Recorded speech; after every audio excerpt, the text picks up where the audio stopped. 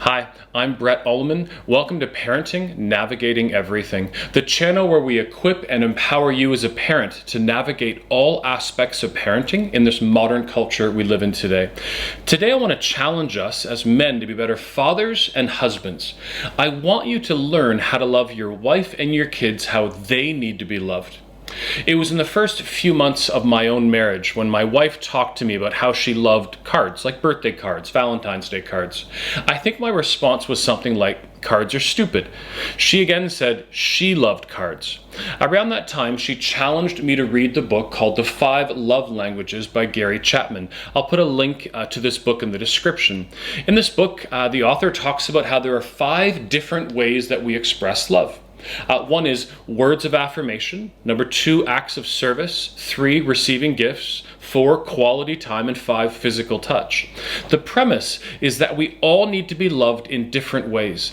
I was trying to love my wife how I wanted to be loved, not how she needed to be loved.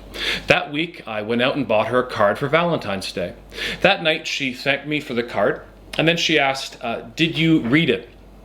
Now, I remember picturing myself in that moment, staring, kind of looking, thinking of me being at the card store, looking at all the cards. And I looked at my wife and I said, "Yes, I read it." She held up the card and in big letters in the front, it said, "To my husband." 20 years later, that card still lives in my wife's nightstand. In our marriages, we need to look at how we can love each other in a way that each of us needs to be loved. So as a man, how can I look at loving my wife in the way she needs to be loved? In the same way, our children have their own ways of receiving love.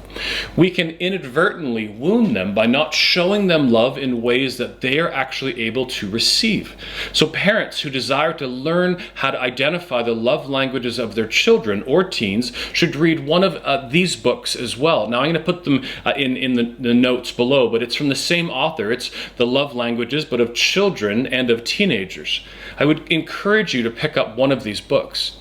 I think for me, I wish I had the 5 love languages of children when my kids were young. I only began reading these when my kids were kind of in their middle school years. But there is a difference between knowing or feeling that you're loved and seeing that you're loved through words, actions, and deeds. Do you know what your love language is? Do you know what the love language of your kids or your wife is? I'd love to hear how this helps to grow your relationship with the people that you love. I'll talk to you soon.